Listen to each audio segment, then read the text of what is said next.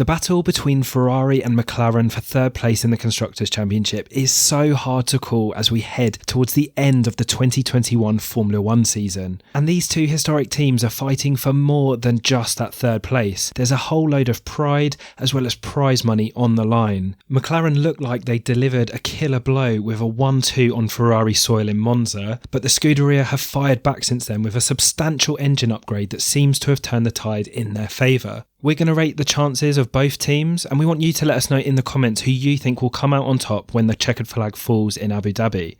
There's no doubt that Ferrari's introduction of a new power unit has changed the game in the fight for third place. McLaren left the Russian Grand Prix in September with a 17.5 lead, having outscored Ferrari in both Sochi and Monza, and they would have had an even greater cushion had Norris been able to convert his Sochi pole into a podium finish. In hindsight, however, it was Ferrari that did really well to limit the points damage in both of those races. The upgraded engine wasn't ready for Monza, so they did well to come home 4th and 6th despite a significant straight-line speed disadvantage. Ferrari did have the new power unit ready for Leclerc's car at the Russian Grand Prix, forcing him to start at the back, while Sainz, using the old power unit, took a strong third place in the race. But it would have been Leclerc's race pace in Sochi that would have given McLaren cause for concern. Starting at the back, he was able to match Max Verstappen's charge through the field, lapping closely to the Dutchman throughout the race, and he would have finished well inside the top 10 if he hadn't have stayed out too long when the rain shower arrived. Ferrari's engine gains were confirmed in Turkey when Leclerc qualified a strong 4th, just under a 10th behind Verstappen, and in the race he was able to keep pace with both Bottas and Verstappen, and he even led the race for a time before eventually finishing where he started in 4th.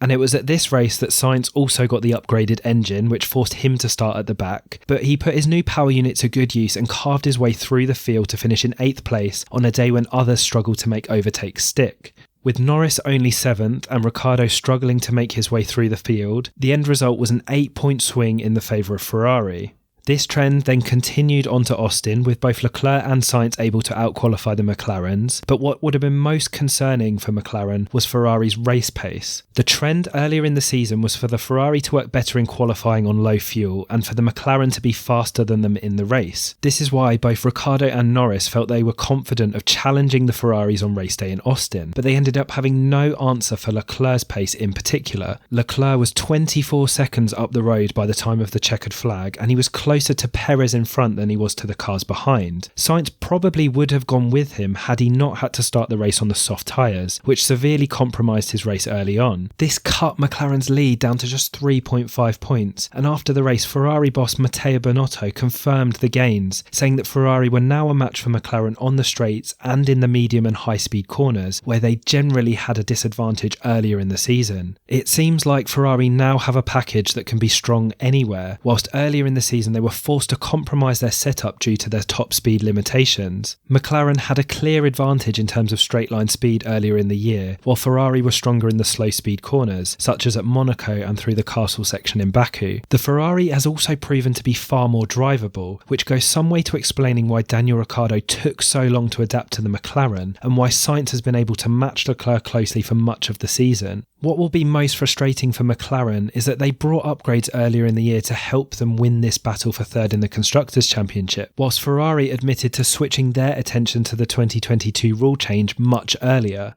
Knowing that Ferrari would probably be strong in Hungary, McLaren brought new parts, only for Norris to be wiped out by Bottas on the first lap and for Ricciardo to suffer damage that would affect the rest of his race, while Carlos Sainz went on to finish third. They may also be regretting the final result in Sochi, where Norris would have scored at least a podium had he pitted at the same time as Lewis Hamilton. With Leclerc starting at the back of the field, that was a real opportunity for McLaren to stretch their advantage in the Constructors' Championship. But with Sainz finishing in third place, McLaren ended up extending their championship by far less than they would have done, making it a real missed opportunity. These extra points would have given them more of a gap to defend against Ferrari in the closing races of the season. And as we head into the final few races, Binotto has confirmed that Ferrari no longer have to compromise with their setup because they now have the straight line speed to match what McLaren are doing. In Austin, Ferrari were able to run maximum downforce for the medium and high speed corners of Sector 1 without compromising their straight line speed down the back straight.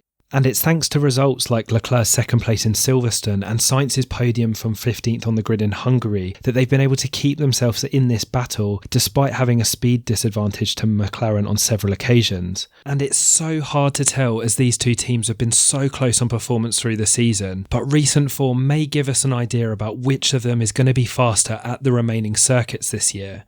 Leclerc spoke after Austin about how he was confident that Mexico would suit the Ferrari, which seems fair given the twisty nature of the infield section. The short blast around Interlagos is a much harder call, and I'd expect the two teams to be a lot closer there. You could argue that the twisty nature of Losail will suit the Ferrari, but there's also that mammoth straight which may play to the strengths of the McLaren, as could the high-speed nature of the Saudi Arabian race, although as two completely new first-time Grand Prix, we have no idea how those will play out. And it's also difficult to say with Abu Dhabi, seeing as the circuit has been reprofiled in several areas.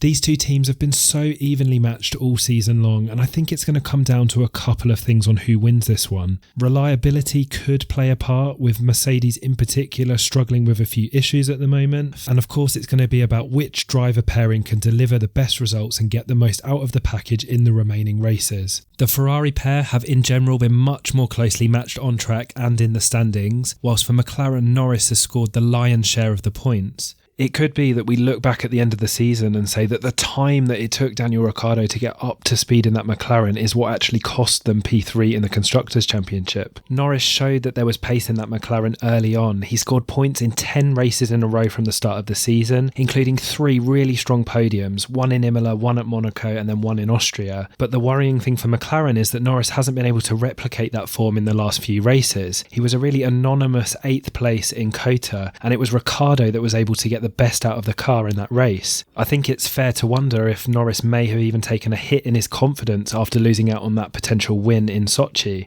Leclerc, on the other hand, seems to be hitting top form at the right time, and you'd expect him to at least take another podium before the end of the season, while Sainz has never been far behind his teammate and has been a reliable point scorer and has taken those podiums when the opportunities come up. It seems like the McLaren drivers are more susceptible to an off day than the Ferrari drivers, although if you disagree with me on that one, please let me know in the comments. But if I had to choose, I think that Ferrari will edge this one by the smallest of margins. It's really clear that they've taken a substantial step forward with the power unit, and it might be that McLaren won't have an answer for that in the remaining races. However, McLaren absolutely won't be giving up on that fight, with Ricciardo seemingly having a newfound confidence since Monza, and if Norris can get back to the type of form he showed earlier in the season, then they'll certainly be giving Ferrari a run for their money, if not snatching the win themselves. Whatever happens, I think it's going to be really close, and knowing the history of these two big teams, they won't want to lose to each other, and they're going to give it absolutely everything for the last few races. Let me know who you think's going to come out on top by leaving a comment, and if you like this video, please give us a like and a subscribe for more content from Formula Pulse. Thanks very much for watching.